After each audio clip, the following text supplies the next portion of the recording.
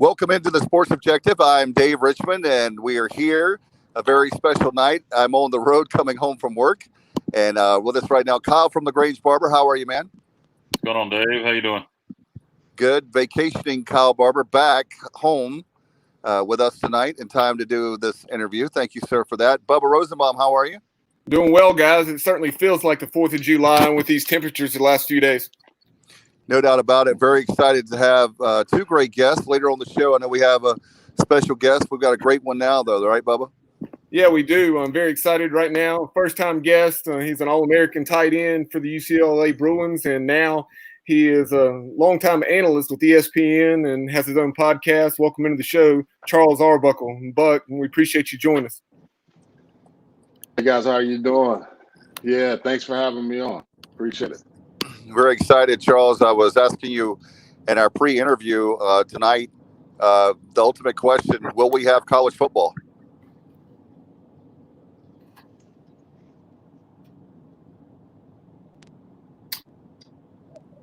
Charles, Dave asked, reiterated the question we talked about pre-show. The big question on everybody's mind, in your opinion, will we have college football? Yeah. So, yeah, guys, we were talking a little bit about UCLA and where we think they'll be, especially this year. And I think part of the biggest reason, and I told you, I saw them last year before the season. I liked all the skill guys. I thought DTR, Dorian Thompson-Robinson, was going to really have a good year, even though he was a young quarterback. The biggest problem that I saw was in the trenches. And I think on the offensive line, I think they're a little happier now where they are as opposed to where they were last year. But the D-line is still a concern, and I think that's the one big thing. When you looked at that team last year, they had a lot of problems up front defensively, and if they don't get that corrected in the Pac-12 that has some explosive offenses, that could be a problem. So, I think with Chip Kelly trying to find the Oregon magic that he had, they've got some skill weapons. They've got some guys on the outside. Demetric Felton is a special player, but getting him the ball and making sure he's out in space is going to be real key. And Dorian Thompson-Robinson has to be better on third down, and he has to protect the football much better for them to have success. How do you feel about the Pac-12 as a whole? A lot of change over there with Mike Leach leaving, Peterson leaving Washington. The league as a whole, you got, I guess, year 3 for Cristobal up at Oregon. So what are your thoughts on the Pac-12 as a whole?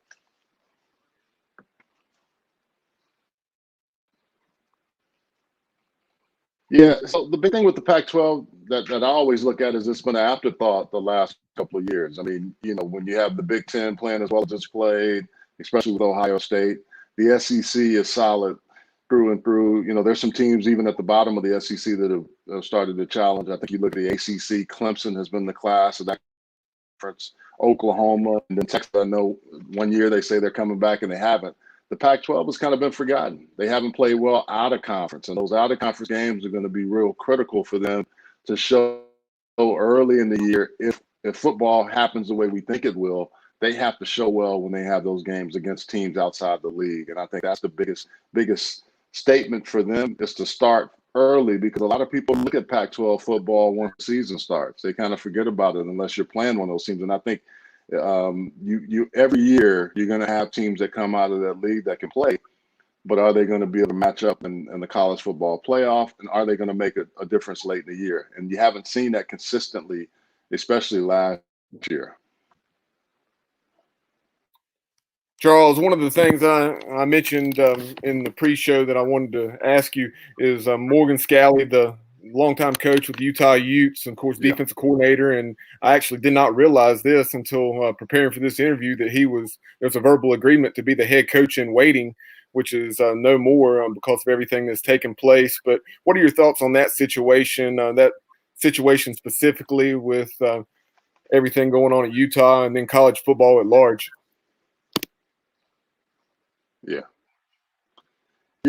Yeah. I mean, I'm really interested to see how that works with not only players in that room as a defensive coordinator, but the other coaches, the other black coaches on the staff, and how they're going to respond to Morgan Scalley.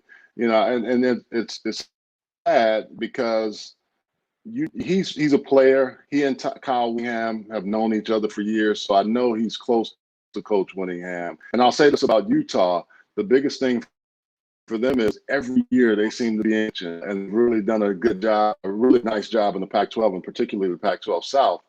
But this kind of situation, along with only being able to do Zoom meetings, can be a detriment.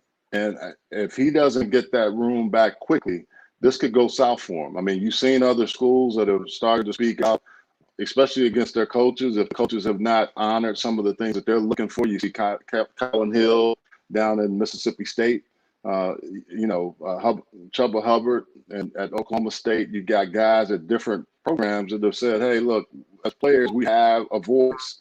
And it's going to be interesting to see how that locker room holds up, if they can, because when you have those kind of situations, there are going to be guys that are going to say, yeah, you apologize to me, but sincere. And then on the other hand, how does it affect you in recruiting? How can you go in parents' homes and they're going to ask you? The kids know because it's all on social media how that's going to impact you, along with the negative recruiting that already comes up, giving their teams chips against you. So I'm really curious to watch how this plays out, because think about it. They're slowly starting to integrate their team as a whole, but a lot of the stuff he's having to do right now are a situation like what we're doing here. We're not live. We're not in the same place. He can't sit down and say, I talk to the group and then I talk to each guy individually like he wants to. So I'm curious to see how that's going to go. I'm curious to watch how Kyle Winningham and that staff handles it. And kind of along those same lines, you mentioned Chuba Hubbard there, very talented running back at Oklahoma State, and everything going on with Mike Gundy. What are your thoughts on this issue at large? Obviously, to a certain extent, it's healthy because the players have a voice, but as a former player yourself, and I know you coached a little bit, although not at the college level, you coached with the Arizona Hotshots, which is something we want to ask you about in a little bit, being that we're East Carolina fans, and Bryce Williams was a tight end. But just as far as this issue specifically, what do you think about the players having this voice, and where does the line need to be drawn?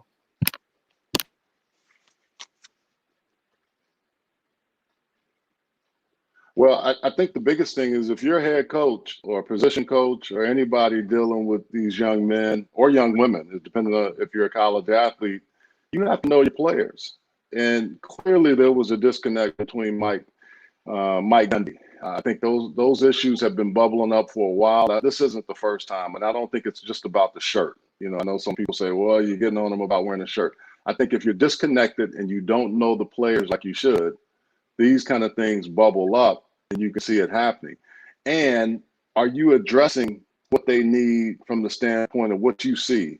The George Floyd situation, Ahmaud Arbery, all of those things are happening, and you have to address it. You can't just say, hey, we're only going to talk football. Are you going to be Dabo Swinney and say football matters? Or are you going to go and say, hey, I'm with you guys in solidarity, just like as a team you should be? So it's going to be interesting how these coaches handle it, and also how they are able to talk to their player councils. Do you have guys that are really going to tell you the truth if they're worried about losing a scholarship? Clearly, the guys that are speaking out have a voice and they can say things, but they also need to get buy-in from the coaches and say, look, if we do these things, can we move forward and keep addressing any issues that come up with you or any other things that we see that happen outside the locker room, but can we make this a unified front? And that's going to be challenging because now you have COVID situation. Are coaches really giving you the leeway to say, okay, if I test positive, am I going to have enough time to be quarantined and come back? There's all kind of other things that are happening. So I think there's a lot that we're going to see this year about teams either holding together, banding together. Look at Iowa. Kurt Ferentz been there for years, but now all these things are starting to come up that have probably been there. We just are now seeing it.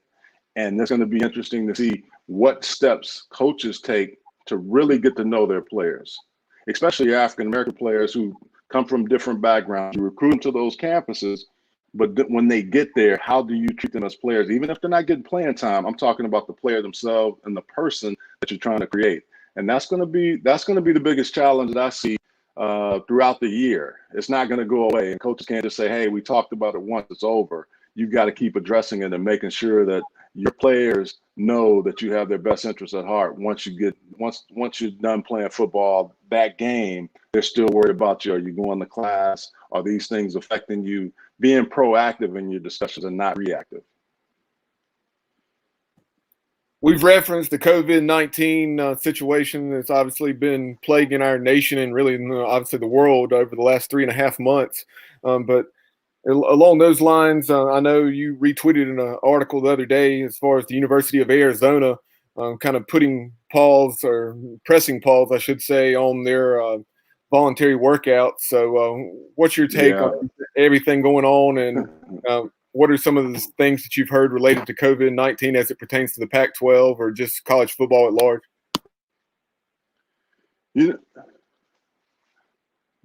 Yeah, I think we're going to keep seeing that because I don't think the coaches want to say this, guys, but let's be honest.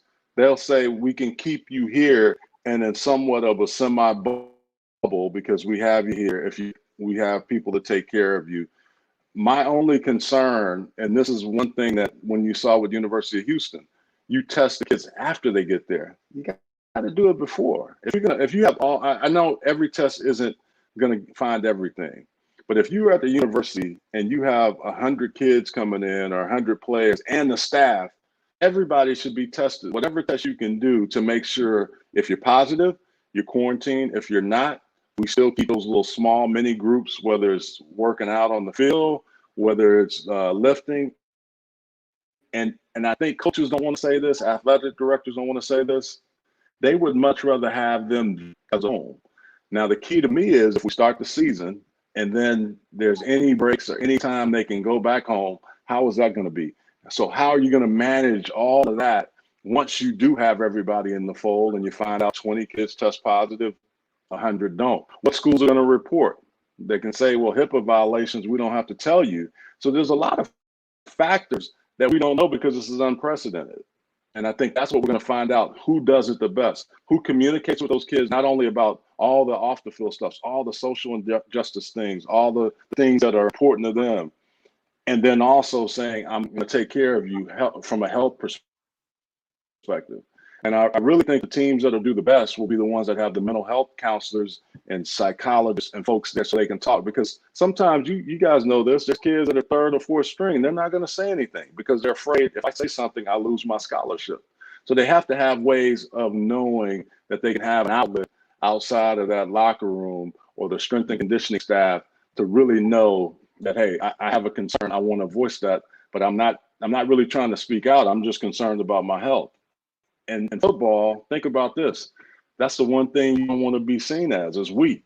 Well, we're in an unprecedented time, so you hope that they have those outlets and that the coaches are letting them know, hey, if you have a problem, let's make sure from a mental health perspective, we get you taken care of. So when you get on the field, anything else, because you can't play football with a cloud mind. Yeah, what's going to be interesting to me is with COVID-19, the closer proximity you are, the more likely you are to spread it.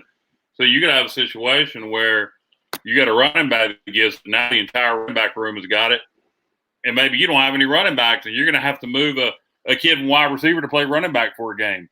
I mean, so that's going to be really interesting to see. And something I've also wondered, with these kids being young, healthy athletes by and large, they're probably going to get it and be relatively symptomatic free.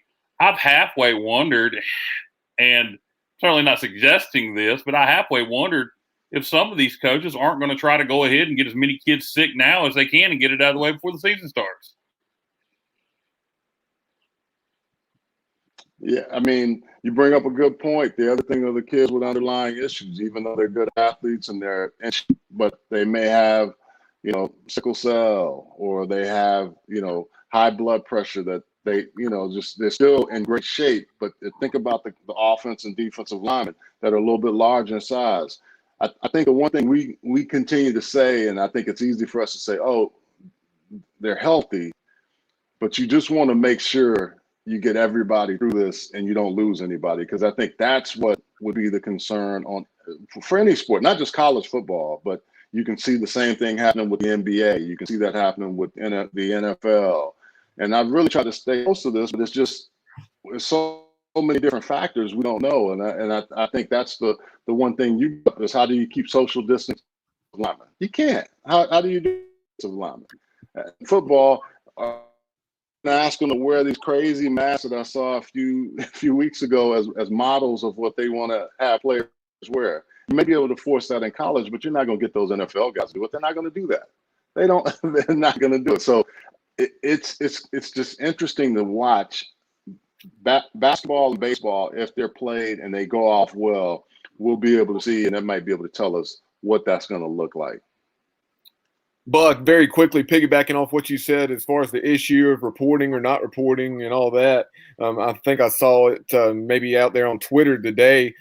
This was from a reliable source. It said 66 out of the 130 FBS programs were not going to report as of right now, as far as which athletes have it, or maybe even the numbers as far as how many of their football players have it. Yeah. I mean, I wish we all had a crystal ball and we could say the season is going to start. Everybody, whether you were sick in June or diagnosed with COVID and not maybe sick but asymptomatic, you got through, and the people were all in that so-called bubble. But what's going to happen when people get back to school? What's going to happen when you play your first game and you want to celebrate?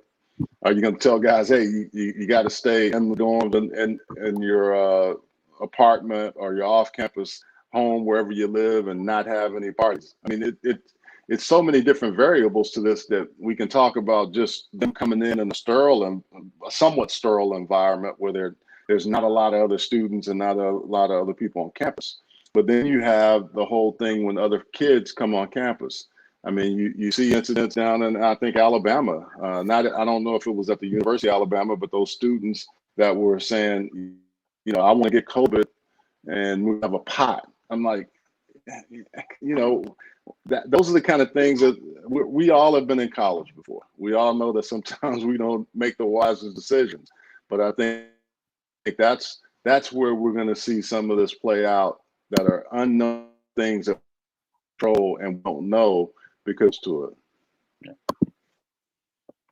Absolutely. Yeah, I saw that last night. I guess it was what you're referring to in Tuscaloosa, whether it was the University of Alabama or other students. It didn't specify as far as the COVID-19 parties and whatnot.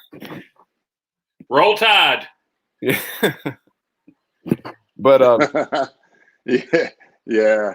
Go ahead. But before we dive into some more as far as college football in 2020, I know one of the things that you put out there on social media earlier today, I know you're a Texas native, born in Beaumont, and grew up in Houston or the greater Houston area. And so you were talking about pulled pork or brisket. So talk about your feelings on barbecue, because obviously with us being East Carolina guys, I'm actually from the western part of the state, originally from Lexington. You hear Lexington style barbecue. So well, you guys all Eastern North Carolina, unofficial Lexington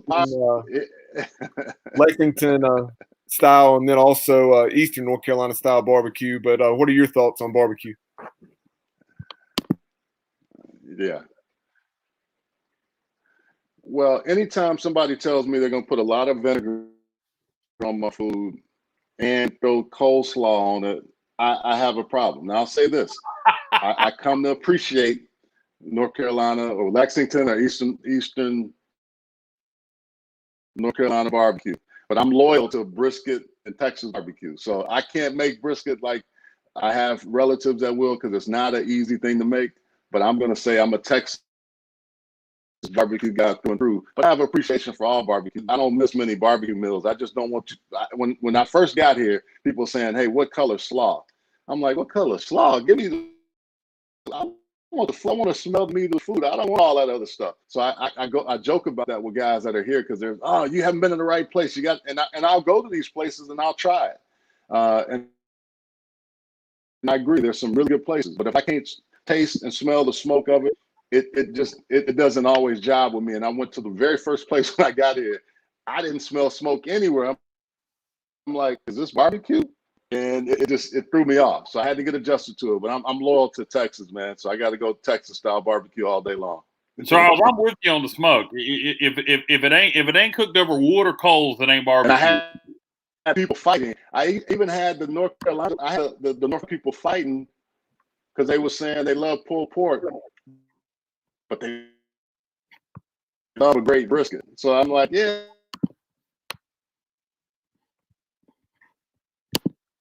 Charles is breaking up. If pulled pork is done right, but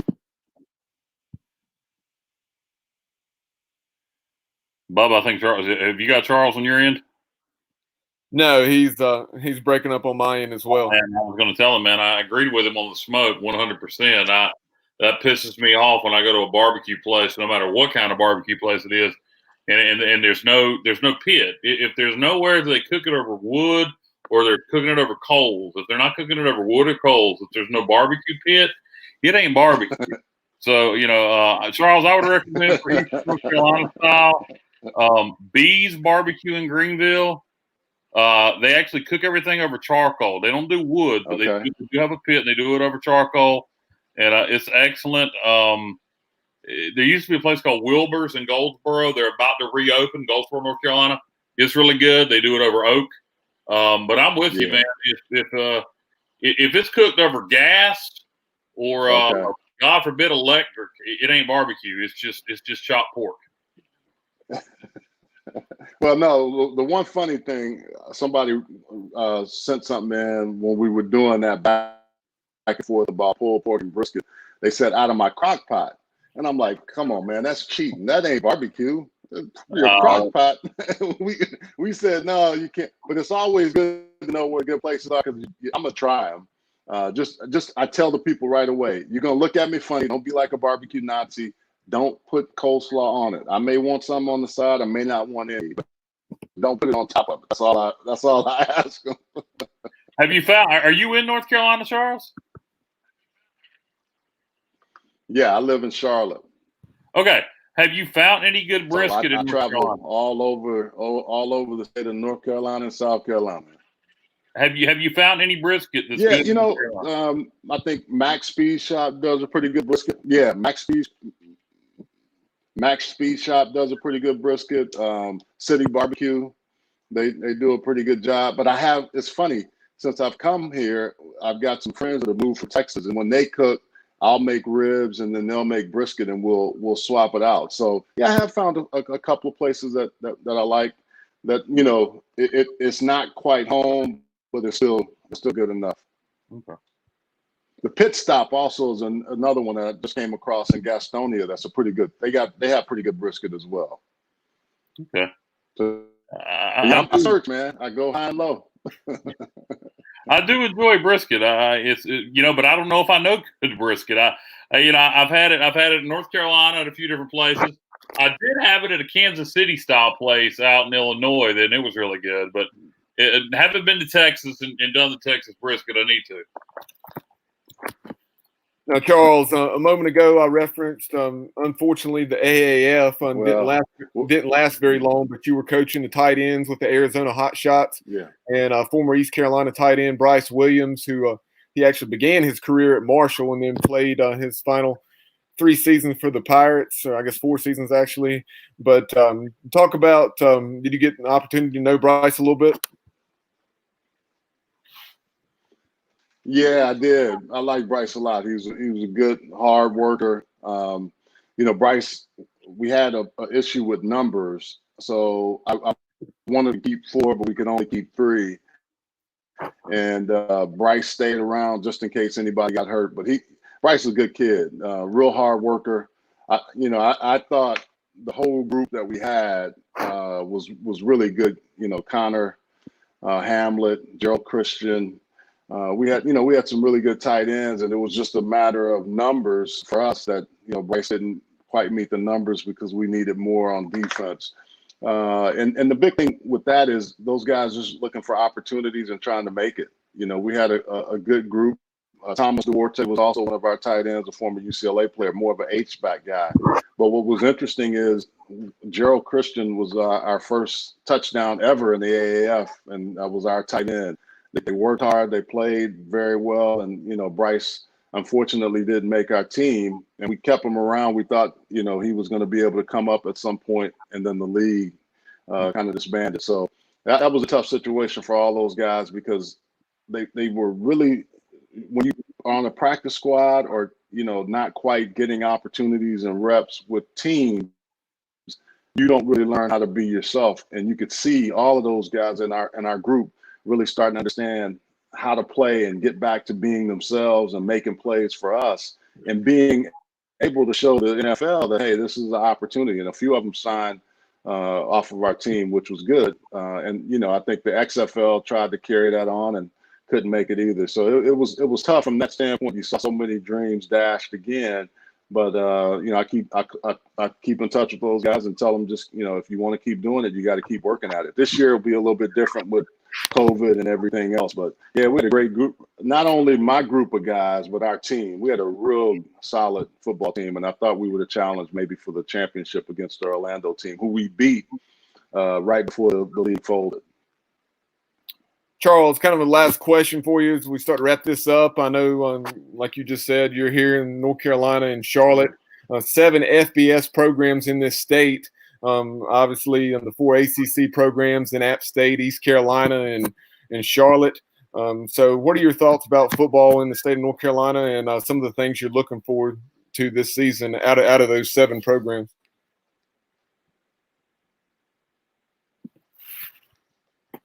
Yeah, it's interesting. There's so many FBS schools here, and I kind of watched the ebb and flow of this conference. I called a lot of the games here. I remember when Russell Wilson was at North Carolina State.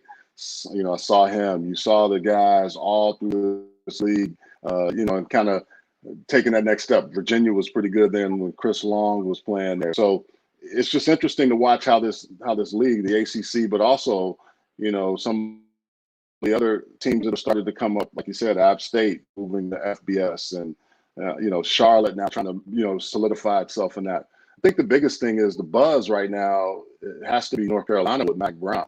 He's done a really nice job of getting some of those guys that played for him, like Dre Bly and some of the other guys that really understand the program. And when they were successful, and it's interesting to watch how they've recruited. They've really hit the recruiting trail hard, not only in the state of North Carolina, but back up in Virginia and Hampton Roads and then South Carolina.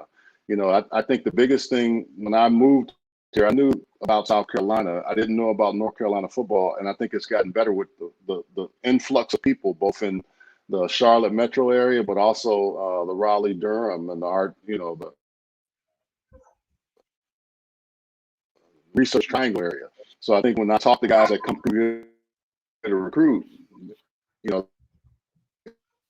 and in this marketplace and this area, and he can manifestation. Musa Muhammad, whose son is now going to Texas A&M, and all these other guys that are now training with people that are, Anthony Boone does some training here. So it's neat to watch the maturation of football in the North and South Carolina. But I think North Carolina, the University of North Carolina, has really been on the tear from a recruiting standpoint.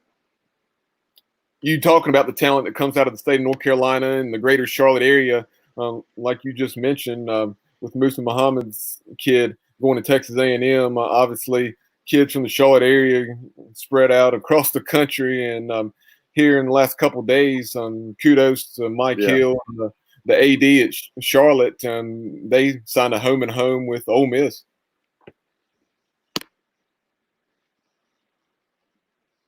Yeah.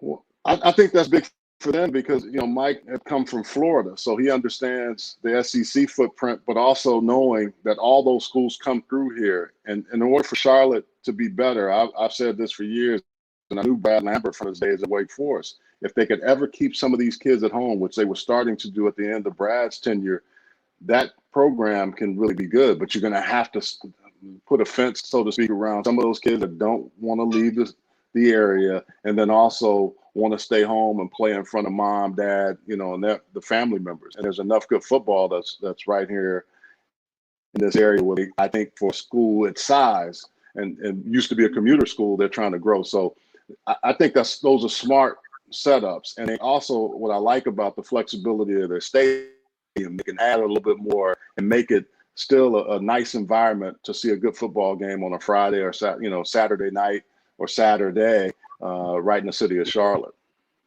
Charles, one last question before we let you go. What are your thoughts on Mike Houston in East Carolina? Yeah.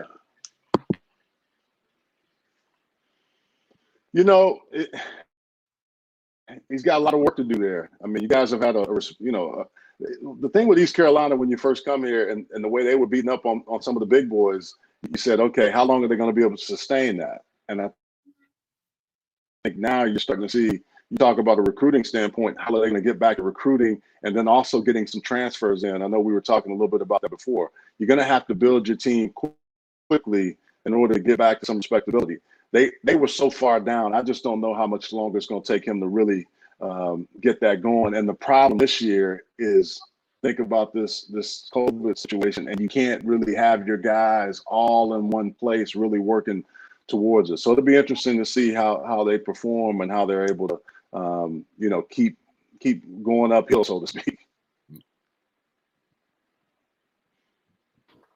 Charles, we certainly appreciate your time. We appreciate you battling through our technical difficulties and the lag we're experiencing tonight. It's usually not like this, but we would love to have you back on down the road. Hopefully we'll have some college football to talk about later this year.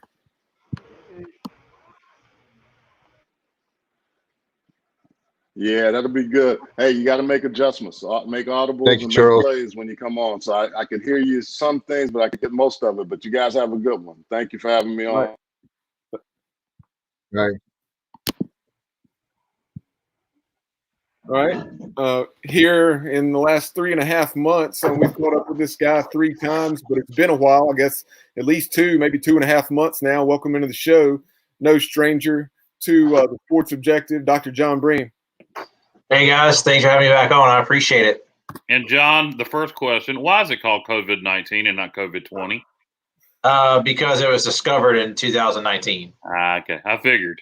Yeah. By the way, before we get started on COVID-19, congratulations on being dad. And I've been waiting all day to ask you, can we call you Papa John from now on?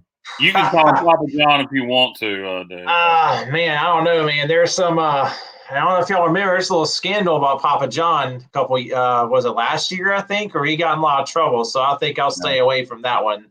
I knew you were going to say that. A lot of the stuff that's going on right now coming out about different football coaches and stuff. That's the same mistake he made. And like you said, he had his name removed from Louisville's football stadium. Yeah. It's and rightfully so. I mean, I don't really want to go into the background of what he did. People may remember, but What did he do? I don't even remember. He used the N-word on a conference call. Papa John's conference call, he was recorded saying the N-word. I'm like, yeah, you should get fired for that. That's disgraceful. Sorry. I mean, I'm actually not sorry. It's disgraceful. There's no place for that in society. Yeah. No, let's talk COVID-19. Certainly, John, you and I, you're the doctor, I'm not, but we deal with it every single day in our day job. So, for me personally, it's been very challenging, to say the least, how you handle something that hasn't happened as far as pandemic in over 100 years. It's been so many. I've heard the term moving parts and fluid, and but when it comes to this, when you're seeing now with cases going up, I hear different reasons. For people, some people are saying cases are going up because of testing, and so I think I wanted to get your number as far as where to start tonight is as far as the numbers going up. Is it because of the numbers of being tested or the number of positives? What's the case? Well, I think it's some of both. Now you can't explain the number of the increase in cases just on testing, because if you look at the increase in cases, it's increased like 300%, and then the amount of testing has not increased by that much. So you can't say that it's just solely testing. Now, certainly testing's a part of it. There's no denying that testing is a part of it. But if you're looking at pure statistics, it's not just testing that's the reason for this. There's more of this. There's more coronavirus going around. John, I saw a statistic. You see so much stuff, you don't know what's real, you don't know what's fake. I saw something from the CDC, or it was actually a secondhand post. that somebody said this information came from the CDC, so you'll know if it did or not. The CDC estimates maybe 25 million Americans have already been affected with COVID. Is that accurate, or are they just estimating by how many positive tests there are? There may be 25 million people that have had it and just not known it, or what? So I'm not familiar with that particular quote. I haven't seen that post or anything. So I think that the number that is sort of commonly quoted is somewhere between 5 and 10 times the number of positive cases is probably what the real number would be. And so I guess we'd be bearing down on that. If the upper end would probably be bearing down on that. Do I think? I would probably guess it's probably more 5 than 10. And again, that's just taking a stab at it. If you look at the kind of the studies you would look at to guide you on this are the antibody studies. And, most of those are somewhere between 2 and 7 times the number. Again, more toward the 2 than the 7. The study on North Carolina on this was the Baptist study, which I'm not really sure what to make of right now because it was kind of in line with all the other antibody studies. It showed 2 to 3% of the population possibly affected, but then they had this sort of rash of data that came in the last 2 weeks that popped the number up in the triad area to 8 to 10%. And I'm not there with that yet because to get that data, it's a public Facebook post. Anybody can go read it. They had to get something like 850 out of 1,000 something would have had to come back positive. So literally 85.1% of the tests they did would have had to come back positive. And that's just an insane number. That is not even, nowhere is even seeing that. When they studied this in the emergency departments in New York that were hard hit, healthcare workers had somewhere around a 60% positive rate. So there's no way I believe that there was 85% that came back positive on a cluster from Winston-Salem. And the surrounding triad area, I just can't get there. So, and I think it's probably somewhere in the 5 times range would be my guess. Probably somewhere in the 2 to 4% of the population ballpark. Obviously, probably lower than that if you're in a really rural area. Probably a lot higher than that if you're in a highly populated area. I saw an article in the Jerusalem Post, shared it on my Facebook page, where a scientist in Italy said that the virus was mutating down, I guess would be the way to say it, where it's just as contagious as it was, but it's not as deadly as it was. Do you think that's true? I can only speak from my anecdotal experience, and I can say I think that's probably reasonable. Probably it just seems to happen that way. I can say that the people that I was seeing at the beginning of this seemed to be a lot sicker, and the outcomes were worse. But that's sort of hard to say. Was I just seeing a rash of patients with more risk factors? There's lots of explanations that could be for that, but I do think generally what you're seeing now nationwide and obviously, where I work is that and I'm not saying anything that's not public. You can read the Salisbury Post and see that the age of the people who are contracting this is trending downward. That does help with it not seeming as severe. As we know, the younger you are, the more likely you are going to do well. But anecdotally, I can say that it does seem somewhat less virulent, but that's not to say that I haven't seen people who've been severely ill with it recently either.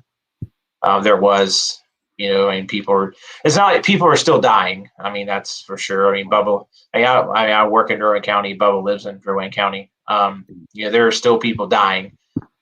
So it's still out there. It's still dangerous, but I would say on the whole, and I'm not advocating any way that we should relax what we're trying to do. We certainly should be wearing the mask, washing our hands, it's appropriate social distancing, because this is still a dangerous virus. But I can say on the global scale of what I'm seeing, it seems like it's a little less virulent than it was when we started.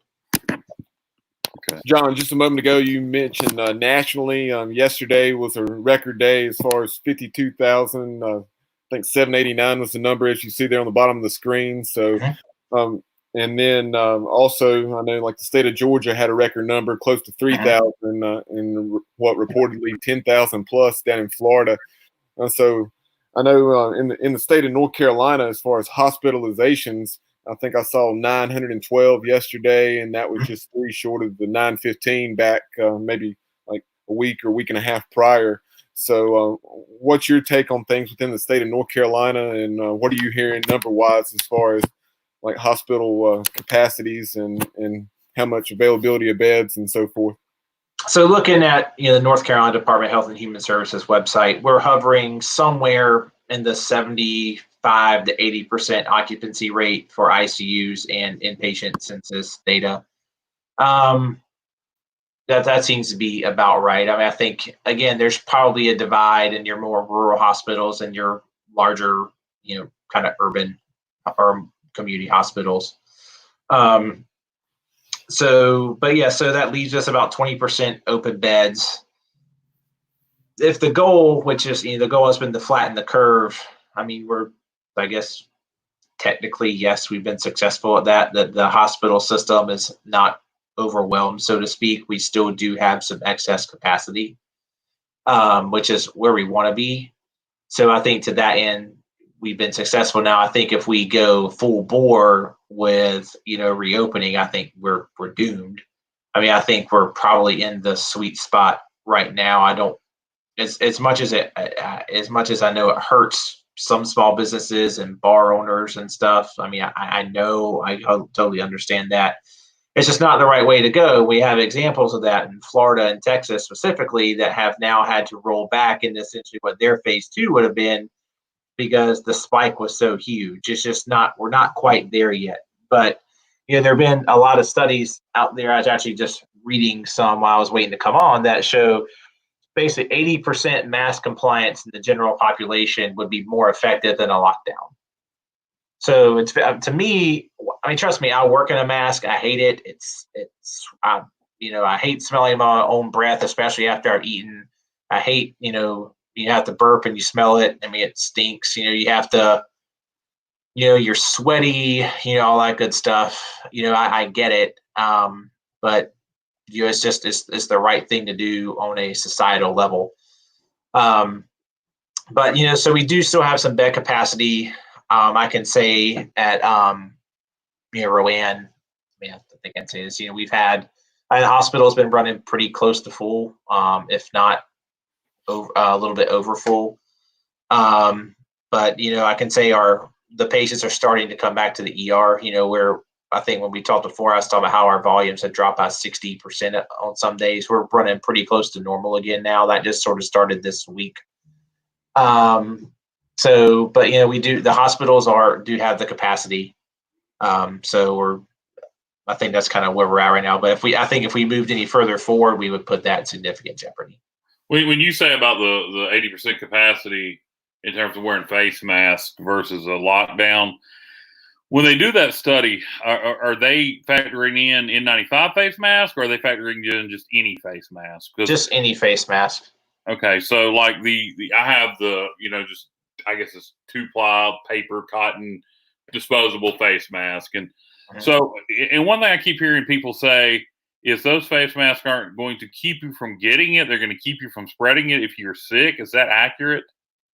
Correct. So obviously, so what the masks do, even cloth masks do, is they get a lot of the big droplets. When you cough, you get a lot of big droplets, and then some of the smaller droplets kind of carry in the air.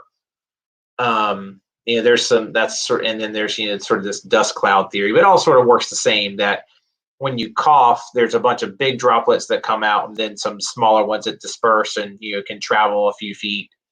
The data is all over the place on that one. If you're in the standard droplet theory, it's around 6 feet. If you're into the dust cloud theory, which is sort of newer science, it can maybe go up to 27 feet. But just because it can go up just 27 feet, wouldn't be as infectious that far. But masks, I think what I've read, if you cough, if the person that's infected coughs and the person is wearing a mask, it's affected the non-infected person. I think it decreases the spread by about 30%. And then you look, by the time you get down to, if both of you are wearing a mask, then the chance of contracting it's down to something under 2%. Okay.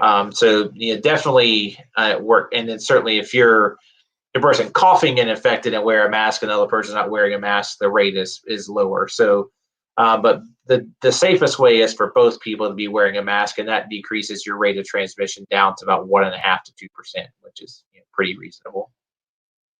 Okay. From a personal level, for me, we made plans at the end of May because we thought this thing was going to be, not over, but died down enough by the end of June to go on a trip. So we had made plans to go to Gatlinburg for a few days for our anniversary, and we went and we debated.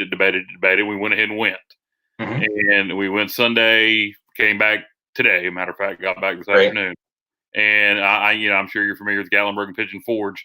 You can't possibly social distance on the streets of Gatlinburg, no matter how much you try. Right. So am I going to die? Are you going to die? Well, most likely not. I mean, even if you got coronavirus, you're still most likely not going to die. It's still, the death rate is, somewhere.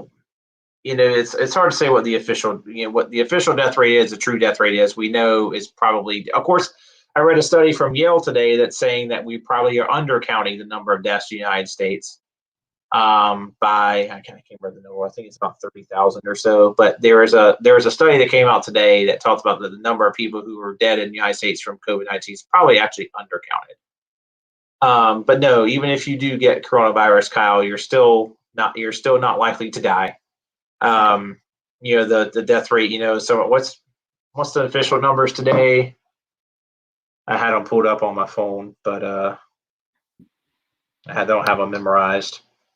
Yeah, as far as today specifically, I'm not sure. I know yesterday. Yeah, today they're 68,142 cases, 912 currently hospitalized, and I can't. The number dead is somewhere around 12 or 1,300. Is that correct? Okay. So somewhere in that ballpark of the world. So if we're doing rough math, since the death rate is North Carolina somewhere in the ballpark of 2%. So you're still probably wouldn't die even if you got it. But I think it's kind of what we're seeing. Death rate somewhere in the ballpark of 2 to 3%. The seriously ill / hospitalized rate is around 15%. The asymptomatic rate somewhere in the 40%, and then the mildly ill is somewhere also probably around 40%. So it's even though I should have, the numbers are. And you're also outside, which helps. Yeah, I didn't do a lot of mask wearing. I should have. I did, however, hand sanitize like a lunatic. Yeah, that is definitely one thing that has to be emphasized. Hand san. Wash your hands. Wash your hands. Wash your hands. It's one of the W's for a reason. But being outside certainly decreases the spread, so that'll help. It's not like you're in a indoor arena or a plane or something like that.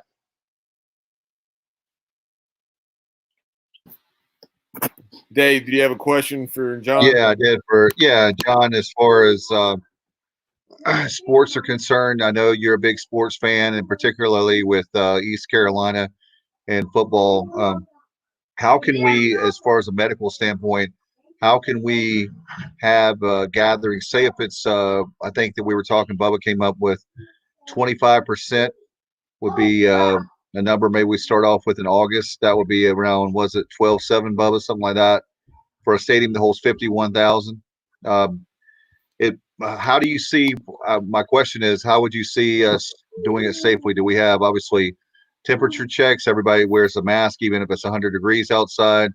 What do we do to help the fans be able to go to the game but be safe at the same time?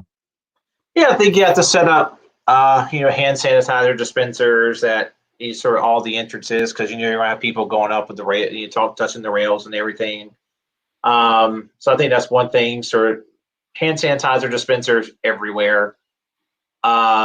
And then you're going to have to socially distance in the stadium, and so you basically have to do a mathematical calculation of square footage of Dowdy Ficklin Stadium seating area, and then divide it by, well, not 6 necessarily because it's 6 linear feet, but basically 6 square feet, I guess, or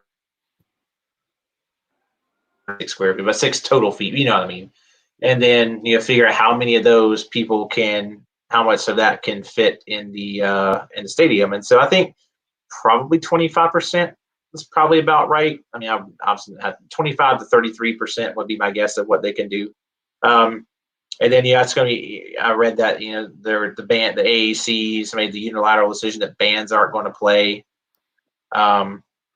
Which it's bands are aerosolizing and blowing in the horn and blowing the air out. I mean, you're blowing it if somebody has it, you're blowing it everywhere. So yeah, it's probably the right call. But I think those are the main things you can do is have hand sanitizer stations all over the place, and obviously ECU could offer masks. I mean, I think that's going to be something they have to reasonably do. I'll be interested to see if they're going to put some sort of waiver on the tickets. If that's, because I think that's the difference. I know that's something we're going to get into, is sort of the difference between high school football, college, and NFL. NFL players are paid. They can sign, hey, you're going to get your money, but you're going to sign this waiver absolving the NFL of all liability. They're, grown men who are making money to play the sport. High school players, it's certainly not that way because you got your parents who are signing the waiver, and then college, it's sort of in the middle there. But the one people who can sign a waiver for all this are people who are buying tickets. Say, hey, you acknowledge that by buying this ticket that you accept the risk that COVID-19 is widespread. You assume the risk of contracting it. Blah blah blah blah blah. So. I think there's going to be some sort of disclaimer for fans. Now, how it's going to be applied to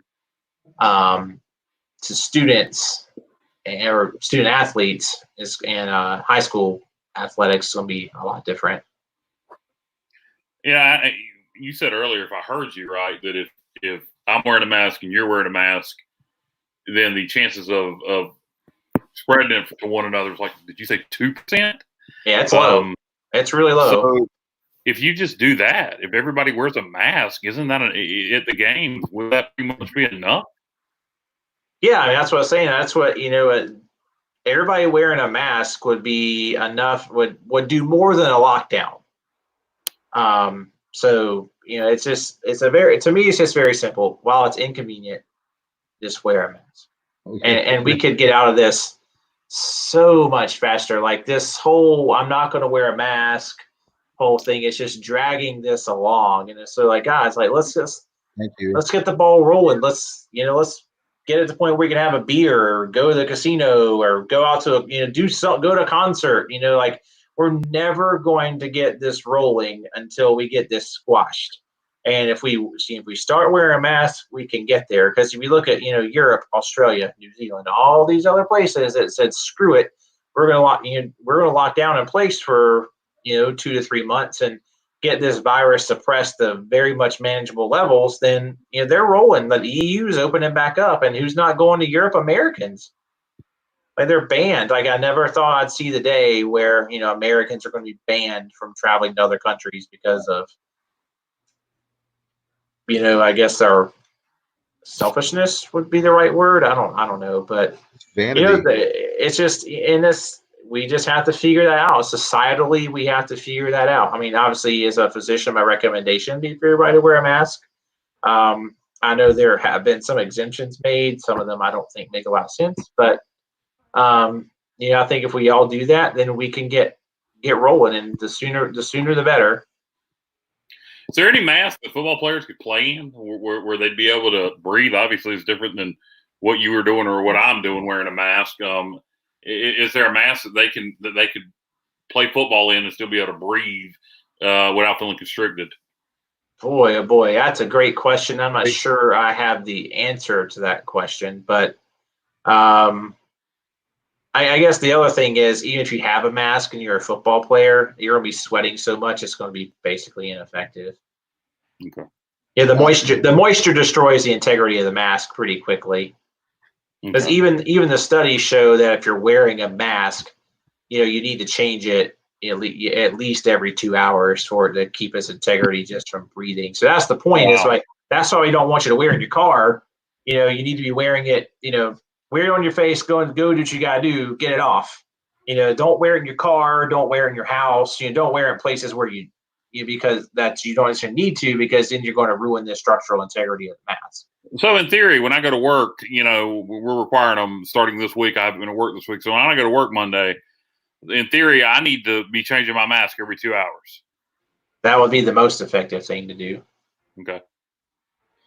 John, as far as the stadium is concerned, can you put people that don't want to wear a mask on one side and people that want to wear a mask on the other? And then they have like two different. Well, I don't think that absolves. The issue here is legal liability. I don't think that absolves ECU of any legal liability, unfortunately. No, I'm joking. I just That's want to say that's a fun concept, though. You just require people to wear a mask to the damn game, and exactly. with the exception of when you're eating or drinking, and if you want to get around it, just go buy a lot of drinks. That'll be a way you can make money off of people not wearing masks. Like Bubba. Yeah, that'll be interesting to see if they'll still allow beer sales with this, or of course, if. Well, even water, John. You can't drink water. Oh, yeah, that's true. Yeah, what I was saying is a way to stop the spread. They might consider not doing beer sales, but yeah, it's hot in eastern North Carolina. You're gonna have to definitely drink water and such. Yeah. Hey, sir, is that the same pretzel you were eating in the first quarter? Yeah. So just hold it the whole game. Just hold it the whole game. Yeah. But no, John, we're talking about how this is going to impact college football, and this is a good question, just generally speaking. But obviously, a lot of numbers are being put out there by Brett McMurphy and different beat writers and so forth. You've had Clemson at least 35 to 40 players, Kansas State 14 or 15, and so on and so forth. So just talk about it. And once those guys get it, how likely are folks to get it again? Well, probably not. From what we understand now, or at least from what I'm reading in the literature, we think that immunity at least lasts for 4 months. So that could get you mostly through football season. It may actually last longer than that. I posted an article about this as a mathematical model of transmission, and we think if you look at if this is sort of seasonal coronavirus, then the immunity for this would last, based on the data, around 40 weeks, which would generally be enough to get you through. That's the question. That we're going to have to figure this out is, and I don't know that's been around long enough to figure this out. Maybe in China where this started, do people who have it, are their antibody titer levels, still high enough to where they wouldn't get reinfected necessarily? And so I don't know that scientifically we have the answer to that yet. We might have it in some animal studies where they're testing these vaccines and everything. But that's the $1 million or actually $1 trillion question right now, is how long is the immunity going to last? Is a vaccine? Is then I guess back to the question, well, is the vaccine even going to be effective? How long does the immunity last for? We know with the flu vaccine, the immunity gets you through the seasonal flu. But I would say the answer to that question is, as best as I would guess right now, is somewhere probably between 4 months and 40 weeks. There's some data like the coronavirus, like MERS, Middle East Respiratory Syndrome, although it's a lot more severe of an illness, that the immunity for that seems to be 2 or 3 years.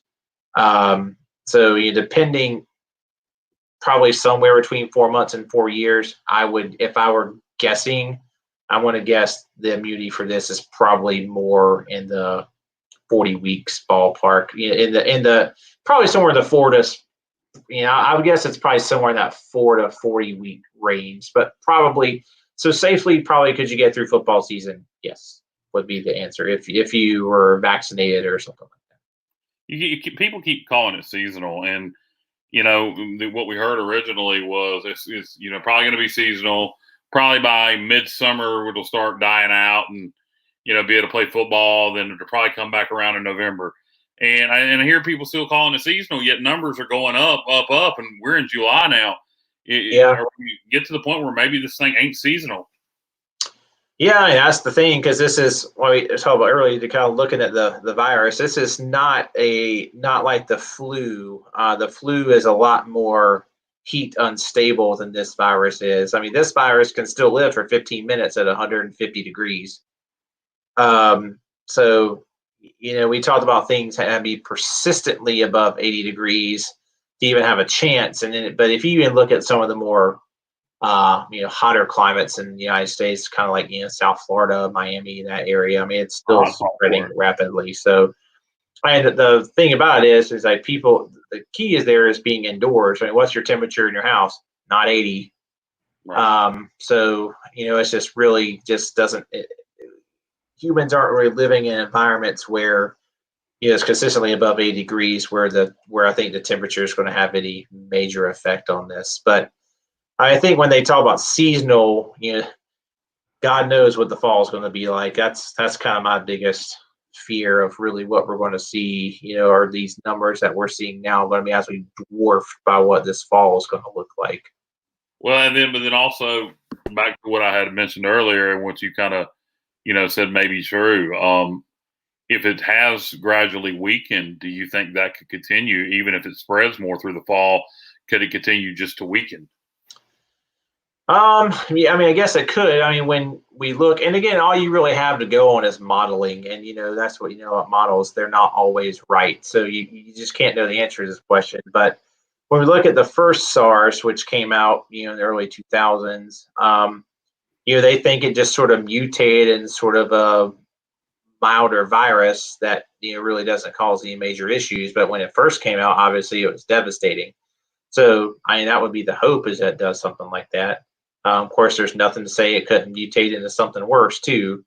But I think that is sort of the prevailing thought from the studies I've read about the modeling, that that would be our best case scenario, is that this mutates into something that's more just kind of a common cold sort of thing. Okay, well, let's hope that's what happens, because I keep hearing again vaccine, and I read something. John, did I make this up in my head, or is there right now a real life on the ground trial run in South Africa where Oxford University is giving people in South Africa a vaccine? I haven't seen anything along those lines. I mean, that could be completely possible. I mean, there's so much stuff out there. With working a 6-week-old, I don't necessarily see all of it. I swear I read that, but I need to make sure it was from an accurate source. There's obviously Operation Warp Speed is going on right now with the FDA. There's a lot of companies who are looking at vaccines. And Pfizer put out something yesterday. Novio Pharmaceuticals put out something. Novavax has put out something. And there's oh Lord, what is the name of that company? There's a company that has an oral vaccine that's really interesting. It starts with a V. I can't remember what the name of it is. Vaxart. That has an oral vaccine they're looking at. So there's several companies that have been selected for trials for the government that they're looking at. But I still think, as far as the vaccine goes, we're talking about early next year at the earliest. And that's what I was going to ask, John. With is it possible to have it in January, or what do you think, or is it more like the spring? Probably more like the spring. Most of these things have just completed phase 1, so you're still have to go to phase 2, phase 3 trials. So we're still looking, I would say, at the spring at the earliest. Kind of piggybacking off what Kyle was saying, I had not seen what he said, but along the lines of a vaccine, I saw an article earlier today. It was talking about FDA Commissioner Stephen Hahn and how there were 4 different potential vaccines that were being put through clinical trials. Have you seen that? Yeah, there's I think last I saw, there's like 140 something companies that are working on it. Now which ones are going to get chosen, which ones aren't by the government, it's going to be the FDA. It's going to be the question. But I think there were, if I remember correctly, there were 8 companies chosen for Operation Warp Speed. There were a few of the larger companies, or I guess the ones that are a little further along, who were chosen.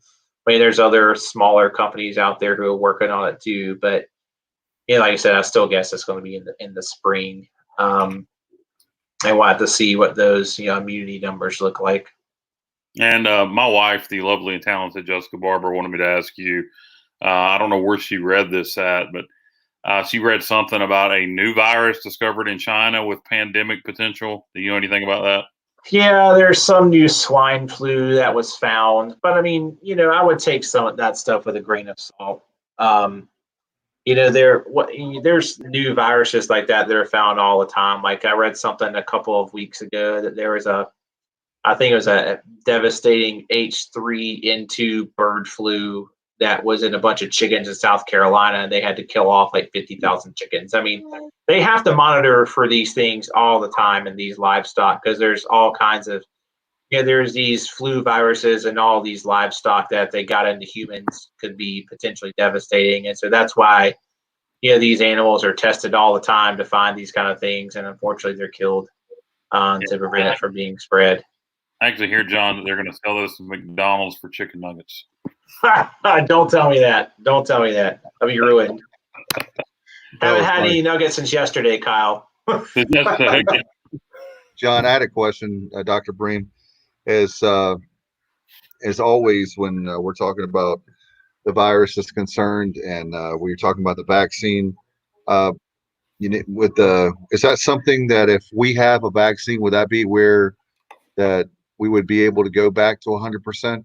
I mean, I just read the article where the governor of South Carolina said if the numbers stay the same, there are no spectators going to be allowed at South Carolina or Clemson or even high school sports. Henry McMaster in South Carolina. So what is it going to take for us to get to, in your estimation, I don't want to say normal, because I don't even know what normal is to begin with, but more like what we would see before COVID-19? As long as you don't say well, you're going to have to get the curve down. I mean, there's a graph that circulates on Facebook very prominently that shows America's curve versus everybody else's curve. So that's the big thing, is you're going to have to get that case rate down. You're going to have to get those new cases per day going down. Now, to be fair, it does look like the death curve per day is going down pretty significantly from where it was when New York was having 3,000 deaths per day. So the death curve is doing better, but I think that's we're going to have to get the cases curve doing the same thing, and that's just, like I said, I really think it's going to take adopting a universal masking type of policy to make that happen. No, that's what I keep hoping for. I mean, college football season, is we got 8 weeks roughly till week 0. Yeah. You can make a big dent in 8 weeks. The problem is you can't change these plans on a dime. So the policies that are going to have to be set forth to have a game in 8 weeks are going to have to be made now. And that's the biggest issue, is that, you're going to have to make your policy now. And that's why it would have been very helpful. We could have been like Europe and been on the downswing of this, which is kind of where, I mean, I'll be freely honest with you guys. I didn't think I'd be sitting here talking to you guys in, July and us be where we are. Like I just would never have in my wildest dreams imagined that this was going to be where we were. I thought we would be most of the way done with this at this point. So, I thought we'd be in a lull right now and anticipating a fall peak again, not continuously on the accelerator. What you're saying is if you're a college football fan and you want to see your Pirates play, put on your mask. If you want to see football this fall, NBA, if you want to see go at least in an arena, if you want to be a personal spectator, wear your mask. Yeah, my dad says if you'll just take some castor oil, we could get rid of all this mess. The one more question for you, John, from me. What do you think school, meaning public schools, are going to look like this fall? Boy, oh boy. I think that was just purely a guess. I think you have to go. I don't think you can just not go. I mean, that's the thing. I think the things I think testing's going to become more available. Like there's so there's this company called Nova Bay, and I've researched way too much about this because I've been piddling in some of these small biotech stocks because I'm just like, okay, well, whatever. But this company called Nova Bay is making a product that's under emergency use authorization by the FDA, where literally you can do a finger stick, like you do a blood sugar, a finger stick, and it can tell you if you have coronavirus in 10 minutes. Nice. There's a company out, and now I've just read about this company. I can't remember the name of it. I know there's a company in Israel that does it, and there's a company in San Antonio that's doing it, where they make a test where they figured out what the gas chromatography of the virus looks like in your breath. So you can literally do a breath test, and it'll be positive or negative for coronavirus. Like the stuff that's coming out is just insane. So I think they're. How accurate is that breath test? It's pretty accurate, and supposedly the finger stick test is really accurate. So you're not going to get kids to do that finger stick test. What's that? You're not going to get little kids to do that finger stick test. No, but I mean, I think. Well, the thing is, I mean, little kids are the ones that do the best, but that's the question: are they going to be the ones that spread it to you? But again, I guess if little kids do well, and they're living at home with their parents anyway, it's all about how much risk you're willing to take. That's the whole thing here. Is what is the risk level? But I mean, I think probably the older you are, the less likely you probably are to go back to school, at least on a full-time basis. Because I think as you're older, the practicality of remote instruction becomes higher or better. But so you talking about teenagers? Yeah, like high schoolers. I think most people kind of younger are probably going to end up back in school. I mean, we can't. That's a whole year of development you're sort of sacrificing there, and so I just don't. I mean, I think they're going to have to figure out a way to make it work, and I don't know if it's half the kids go for half a day and the other kid go for another half of the day, or kind of what they're going to do. Could you do the plan that I've heard? I don't know. I honestly haven't read very much about McCrory's possibilities of reopening plans for school. You mean Cooper? Oh, sorry, Cooper. Jesus, yeah, Cooper. Good Lord. I would love to know what is McCrory's plan. He's going to keep boys in the boys' bathroom and girls in the girls' bathroom.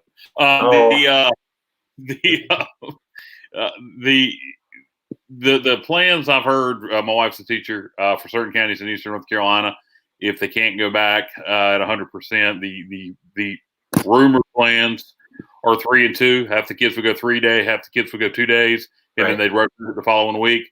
Wake County, if you guys go check WRAL or the Wake County website or my Facebook because I shared it, Wake County has announced that they will move forward with what's called Plan B as of right now, which I read it and I still don't quite understand it. It looks like Wake County as of right now is planning on having kids go 1 week and then 2 weeks of homeschooling. They're going to kind of do it in groups, I guess 3 groups. You'll go 1 week, 2 weeks of homeschool, then come back.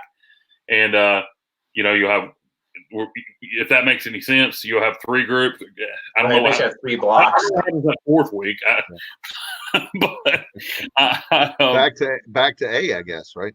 Yeah, I was going to say with that very thing is, John, the fact for, I don't know the exact numbers, but if I had to guess for our elementary school here locally, the average class size is probably telling Bubba is probably 12 to 14. And as far as what you do, and like I was telling him, which is common sense, the governor's leaving it up to the counties, the school systems, because if you're in in your neck of the woods for you and Bubba, as far as Charlotte Mecklenburg, it would be very difficult to social distance versus I don't know what the class size is there, but I would think it would probably be in the 20s, like 23, 24, 25, somewhere in that range. I don't know, Bubba, would that be fair? Yeah, the numbers were a little bit better for PE the last year for us, roughly 20 to 25. Maybe some classes, maybe only 18, but okay. But obviously there are 3 classes that would be in the gym depending on the day and the weather and so forth. And we do have a another area that we can use some. But there are certainly plenty of logistical issues to work through. And you obviously have the locker room issue. I'm sure we wouldn't be touching going into that locker room to dress out. Yeah, I wish they had, they made these fans, these HEPA fans or HEPA filters that you could put in these places that kind of suck like 99.999% of the virus out of the air within like research, but they're so loud you can't teach over them. I mean, I can't even hear my patients over them, much less hear somebody in the back of a room. Somebody wants to make a gazillion-dollar invention, figure out how to make a HEPA filter that doesn't make a lot of noise. Yeah, Harry Smith. That sounds like a Harry Smith project. That's what he does for a living. Harry's too busy embroiled in lawsuits. Yeah, back to the mask again. If you're saying that everybody wear a mask, reduces spread like 2%, then but can you get second graders? My wife teaches second grade. Can you get them to keep a mask on all day? David, you've got tell your kids are in that ballpark of the world. Yeah. Will y'all wear a mask at school? They're right near me. I'll see if they will. She said, my daughter Mackenzie said yes. I think in theory initially they would, and eventually they'll maybe tear it up. Or actually another thing is with like Mackenzie, she's actually very artistic. So maybe if you have it wear a kid's mask or have it where they can make their own mask. I mean, but draw on their mask or something really cool, or your favorite cartoon character, or I guess superhero or something like that, or sports team. Maybe that was a way to keep it on. I don't know. Yeah, I think there's some creative things they could come up with, but I think that's going to have to be a big part of it. I just be a guess, but I think they're going to have to figure out a way to go back to school. I just can't see a way that they don't. I don't know how parents would. I don't know how parents did the last quarter of the year. You talk about killing the economy. This virus has, maybe killed more jobs than it has, people in North Carolina.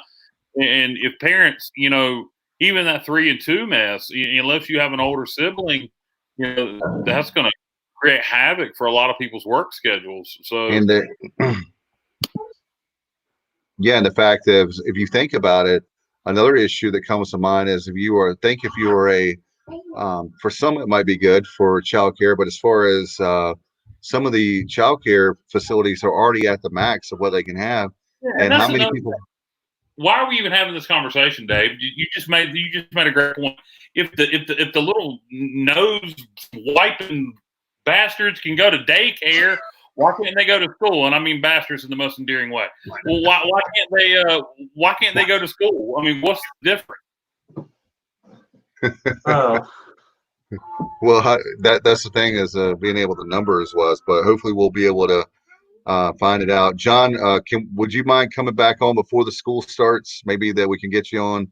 I know that you're a dad now, your husband, you've got a lot on your plate in addition to, you already had the huge plate of being a doctor. So, but we'd love to have you back on. And I'm looking at the time. We can talk to you for hours, but I know you've got to get up early. And I don't want to. I gotta go down. I gotta go relieve my wife. She's been gracious enough to give me an hour and a half off of kid duty. So I gotta go give Jen some time. So, all right. But yeah, I'll definitely be happy to come back on. I hope there's better news by then. I do think that people are starting to get the mask thing, and I don't want to make this political because. People probably think I don't know why I said McCrory. People probably think I'm a raging liberal. I did vote for McCrory, being really honest. I do split my ticket pretty significantly. I'm pretty moderate, but I just really wish Trump would be like, just wear a mask. I think that would help more than anything on this God's green earth is that, Trump would say, look, we need to wear a mask. Well, I think that would help so much. Pence did. Yeah. Well, Pence did. I think that's a start. And like I said, I think people are really starting to warm up to, wear a mask. I think that will make a huge difference. I think people are realizing that, that's the way out of this. And so if we want the economy open and we want people to know there's going to have to wear a mask and, we can be inconvenienced for a couple of weeks. I hope by next time we talk that we are talking talking more about how the ECU football is going to look, how this could be a promising season, although the tough schedule, and that there's some great transfers, some great new talent.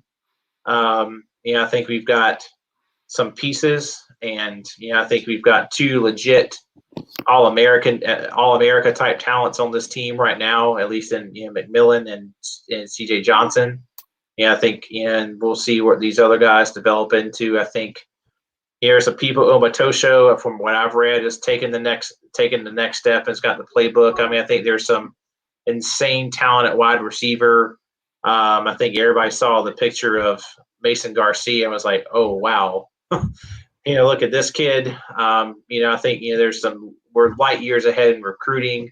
There's some real talent there. I think we talked about a little bit off the air that the lines are really the concern. I don't think it's the skill positions. But I think to wrap it up, kind of tie ECU. I think that's where I worry about players is. I don't know if you guys remember Star Lotolele, the star D tackle out of Utah, who kind of fell to the Panthers. He was projected to be a really high pick and fell a little bit because of health questions, because he had cardiomyopathy. And so these are the people who get sick. And you're kind of like, these D linemen, these O linemen, they're big boys. I mean, they're 6'6", 330 pounds. They all by default have basically sleep apnea, difficulty breathing. And so, you have some of these kids that probably have sickle trait and all these things that would possibly make them a little bit higher risk. And these aren't things that are just out and about and makes them higher risk. You worry a lot about these big boys on the line. They'd be the ones who among the players would be the highest risk. But like I said, I hope we have better prognosis next time. I would say be encouraged that the treatments seem to be getting better. There's less people being intubated. There's new treatments coming out all the time, new studies. There's some new stuff about Decadron, a medicine that's old as dirt, and I give every day for other common conditions that's out there. It shows some promising data in mild to moderately ill people. Newer treatments. So hopefully we have, next time we're talking about getting closer to vaccine, better treatments, all this kind of stuff that, even if this is not really showing you signs of abating, that we're getting better and better and better at treating it every day. So that's going to be helpful. All right. Well, thanks for being a great hero and being a friend of the show, friend of ours, and certainly congratulations on being the dad. Hopefully you're getting. I know you're a doctor and a dad and a husband, so hopefully you're getting some sleep. And look forward to having you back on before the season starts. You're welcome. My wife's a true hero. She's the one that's doing most of the sacrificing. So, Jen's an amazing mom, and she's great. And I look forward to being back on the show soon. All right, man. We'll talk to you soon. Appreciate you. All right, guys.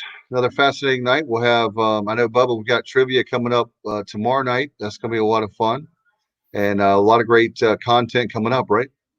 Yeah, we'll have that tomorrow night. Next week, we'll talk some East Carolina wrestling, a dynasty in the Southern Conference days back in the late 60s and throughout the 70s up to at least, I think, 77 or 78. So we'll talk to Coach Welburn, John Welburn. He also served as an athletic administrator at East Carolina. And in addition to coaching some other sports, in addition to the wrestling team. So we'll talk to them. Really look forward to hearing those memories. In addition to that, we will be talking to a lot of former football players, just like we did last summer. So guys like Grant Lowe, who played offensive line during the Art Baker era, and then guys from a variety of eras, like James Pinckney will be on at some point. Arnie Powell, who played wide receiver in the late 90s, early 2000s. So we'll have a nice mix of players, a variety of positions, a variety of eras, and get their thoughts and memories on playing for the Pirates whenever it was. Yeah, guys, some news coming out of Boise today. The Broncos are cutting swimming and diving and baseball. So some more programs, unfortunately, bite the dust from another group of 5 school that's made some money in recent years. Does that take them down to 16, Kyle, or how many sports does Boise State have now? I'm not sure. I'm not real sure, Bubba. My guess, it probably takes them down to the minimum. So I believe they were at 19. I'm not 100% sure, but they did cut swimming and diving and baseball. So, and to be quite honest with you, I didn't know Boise had baseball, so they hadn't been very good at it. Maybe that's why. All right, guys. You guys have anything else to say before we go?